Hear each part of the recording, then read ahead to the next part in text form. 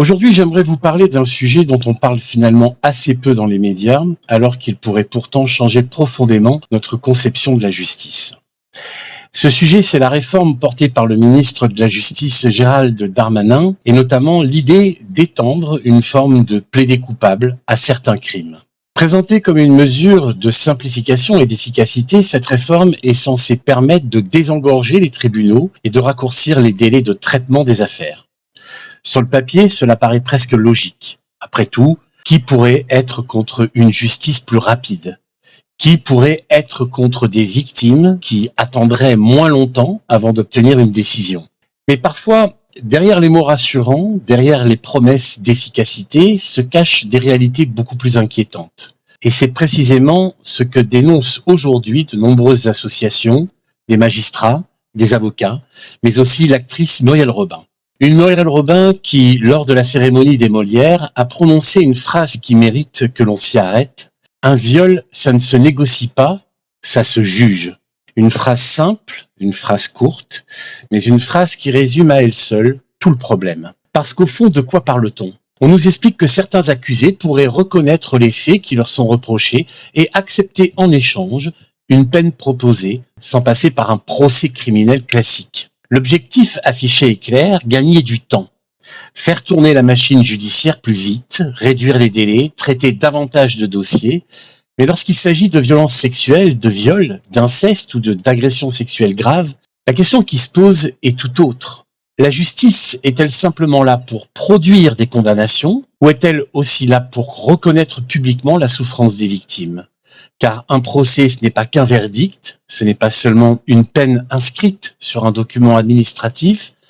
Un procès, c'est aussi un espace où une victime peut enfin raconter ce qu'elle a vécu. Un lieu où la société tout entière reconnaît officiellement qu'un crime a été commis. Un moment où la parole de la victime cesse d'être une simple déclaration pour devenir une vérité judiciaire. Pour beaucoup de victimes, ce moment est essentiel, pour ne pas dire crucial, parfois même plus important que la peine elle-même.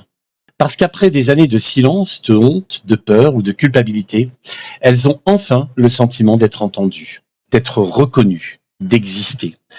Et c'est précisément cela qui risque de disparaître. Car lorsqu'une affaire se règle dans un bureau plutôt que dans une salle d'audience, quelque chose se perd, quelque chose d'essentiel. La reconnaissance publique du préjudice subi. Et c'est là que commence le véritable drame. On nous parle d'efficacité, mais de quelle efficacité parle-t-on ? La justice française est engorgée, c'est vrai. Les délais sont parfois scandaleusement longs, c'est vrai. Des victimes attendent plusieurs années avant qu'un procès ait lieu, c'est vrai. Mais la vraie question est la suivante. Le problème vient-il de l'existence même des procès ou du manque de moyens accordés à la justice ? Parce qu'il faut avoir l'honnêteté de le dire. Depuis des décennies, la justice française manque de magistrats. Elle manque de greffiers, d'enquêteurs. Oui, elle manque cruellement de moyens humains. Et aujourd'hui, au lieu de réparer ce manque, certains, comme M. Darmanin, semblent vouloir adapter la justice à sa pénurie.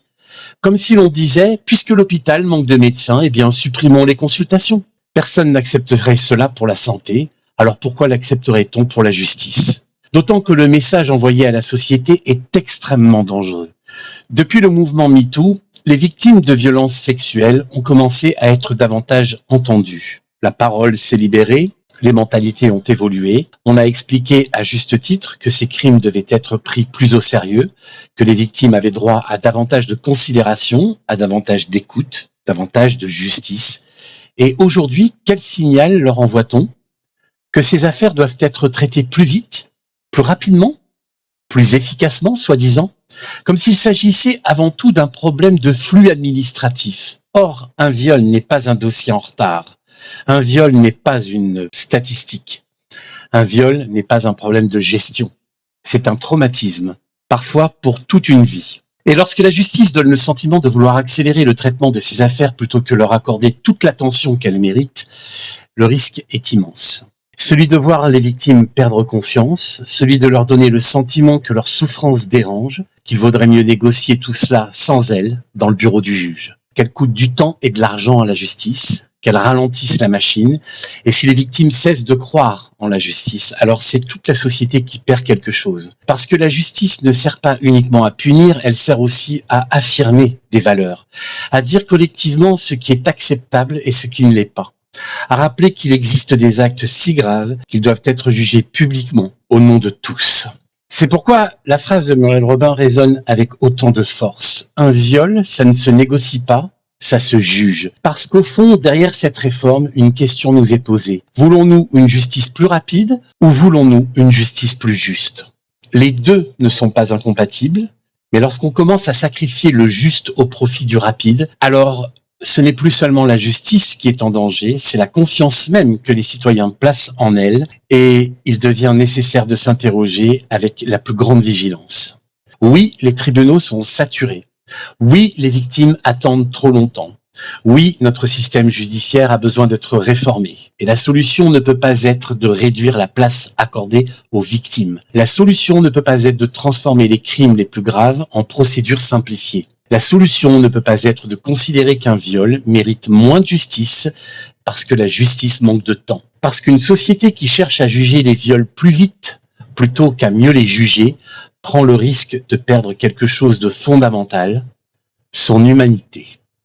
La justice n'est pas seulement la force du droit, elle est aussi la reconnaissance de la souffrance humaine. Car comme le disait Martin Luther King Jr., une injustice commise quelque part est une menace pour la justice dans le monde entier. Et lorsqu'une victime de viol a le sentiment que sa souffrance devient une variable d'ajustement administrative, c'est toute notre conception de la justice qui vacille.